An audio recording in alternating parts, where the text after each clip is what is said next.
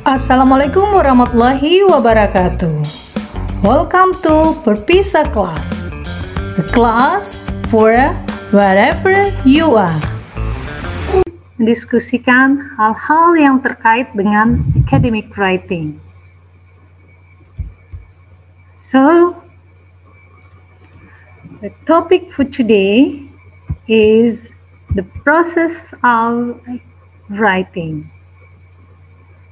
In here, there are 4 processes in constructing of academic writing. The first one is pre-writing. The second step is drafting. The next step is editing and revising. The last step is rewriting. Jadi, ada 4 langkah yang akan kita lewati selama 1 semester ini. Sampai terakhir produk kita adalah sebuah tulisan akademik nantinya. Proses awal disebut juga dengan pra-menulis, di mana proses ini adalah proses persiapan untuk mengkonstruksi sebuah tulisan akademik. Jadi bisa dikatakan ini adalah proses yang menentukan. Kemudian lanjut kepada proses kedua, langkah kedua yaitu drafting. Pada proses drafting kita merangkai ide-ide, mengembangkan ide-ide yang telah kita dapat pada langkah pertama sebelumnya. Setelah itu lanjut pada langkah ketiga, editing and revising. Editing and revising adalah proses coret-mencoret, ganti-mengganti, putar-memutar ide-ide yang telah kita tulis sebelumnya. Proses ini bisa kita lakukan sendiri, bisa dibantu oleh dosen, atau bisa dengan melakukan peer editing yang dibantu oleh teman-teman sekelasnya nanti. Terakhir, produk kita sudah jadi, kita masuk kepada proses rewriting. Jadi proses inilah yang akan kita lalui dalam mengkonstruksi sebuah tulisan akademik yang baik dan benar. Nah, my lovely student, pada kelas hari ini kita akan fokus kepada step 1. The first step is pre-writing. Nah, sebelum kita melihat atau mendiskusikan apa saja langkah-langkah kita atau activities yang akan kita lakukan pada proses pre-writing ini, terlebih dahulu kita pahami konsep dari beberapa ahli yang menyatakan tentang what is the pre-writing. Nah, di sini bisa kita lihat the first stage of the process approach to writing. According to Osima and Higg tahun 1919 dan Mora Flores tahun 2009. Jadi mereka jelas-jelas menyatakan di sini bahwa pre-writing adalah langkah awal dalam pendekatan proses menulis. Jadi ini betul-betul hal pertama yang kita lakukan. Kemudian pendapat lain dari Zamel 1982 menyatakan bahwa pre-writing is the term that describe any kind of preliminary activities such as exploring the essay topic, developing idea, and then discovery the relationship between those idea. Secara konsep, kedua pendapat ini memiliki kesamaan, bahwa mereka sama-sama setuju pre-writing adalah langkah awal atau aktivitas awal yang dilakukan sebelum menulis. Aktivitas di sini contohnya bisa dengan exploring the essay topic, developing idea, dan juga mengaitkan ide-ide yang ada. Jadi Ini langkah atau pondasi yang harus kita kuatkan sebelum kita melaju kepada the next step. Well, my lovely student, sekarang kita lihat apa-apa saja activities pada pre-writing ini. Okay, check it out.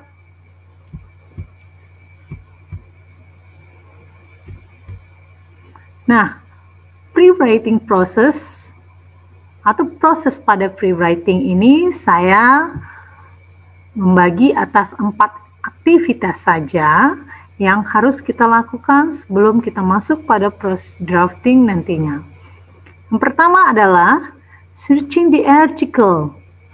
Yang kedua, reviewing article.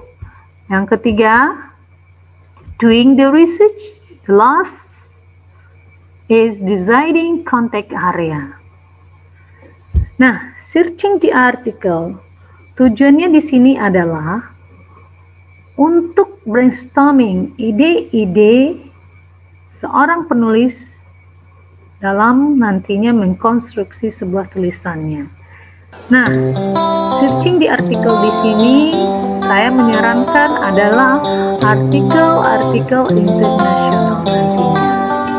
Nanti akan kita jelaskan bagaimana mencari artikel-artikel internasional, artikel-artikel pada jurnal internasional yang terindeks Scopus akan saya jelaskan pada video berikutnya. Kemudian kita review.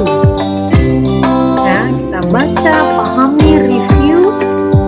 Nah, bagaimana pula proses mereview juga akan kita jelaskan nantinya. Setelah itu doing the research.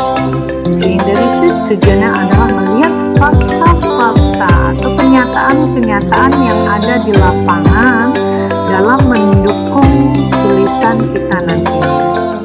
Baru langkah terakhir dalam pre-writing menentukan konteks area penulisan kita. Apa sih yang mau kita tulis nantinya?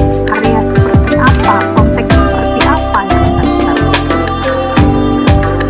Oke, my lovely student, untuk lebih jelasnya kita akan masuk pada searching the article.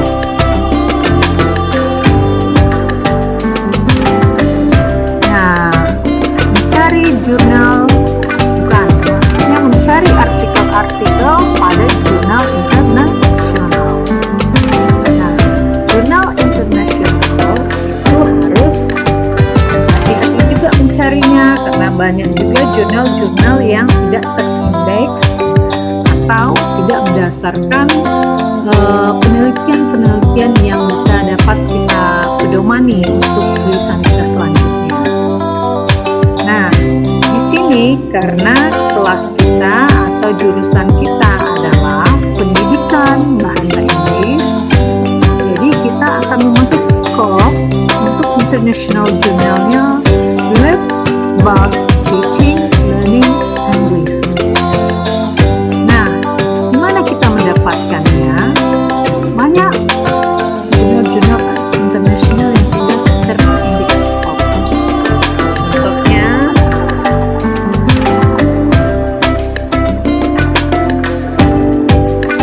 ini bisa dibaca New Journal, kemudian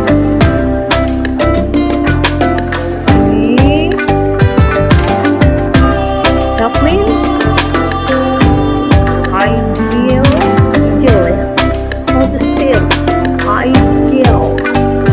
kemudian banyak lagi jurnal-jurnal internasional yang bisa my lovely student temukan. Ayo berselancarlah di dunia internet ini, berselancarlah sepuas-puasnya untuk memenuhi keinginan mata, keinginan membacanya, maksud saya di sini. Oke, nah setelah dapat ini dibaca, baru kita masuk kepada proses reviewing the article. Bagaimana proses reviewing the article ini?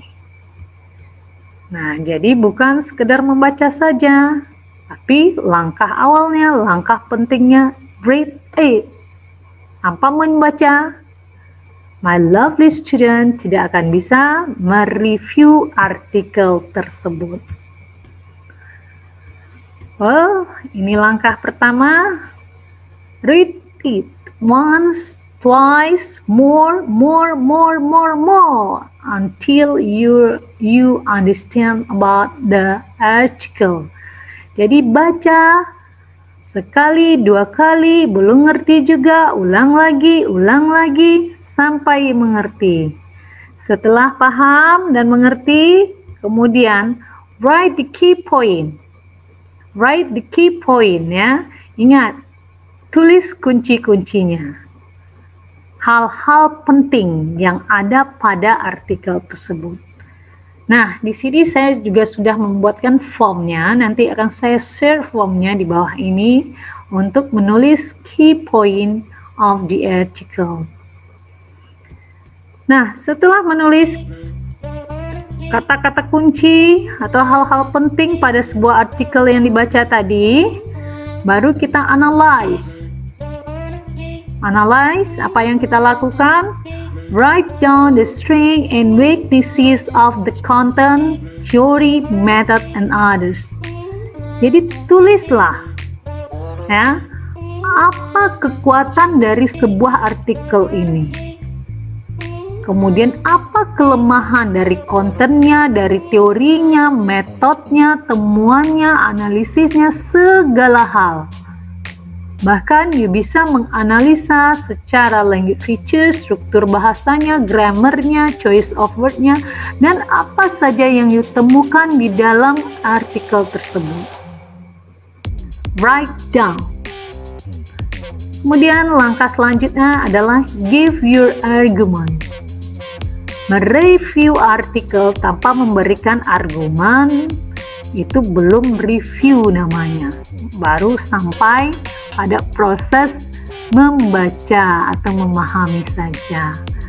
Nah, di sini poin pentingnya reviewing article ini, give your comment. Komen di sini bukan asal komen saja, tapi komen-komen yang bisa juga you buktikan dengan teori-teori atau temuan-temuan terkait yang pernah you baca sebelumnya. Nah, setelah itu write your recommendation. Baru you tulis apa rekomendasi untuk diri sendiri, bisa jadi untuk orang lain atau untuk si autornya sendiri. Oke, cukup jelas langkah-langkah yang diambil dalam proses reviewing artikel ini. Oke, you get the point, my lovely student? Alright. Oke, selanjutnya kita masuk kepada langkah ketiga pada proses menulis pre-writing tadi ya.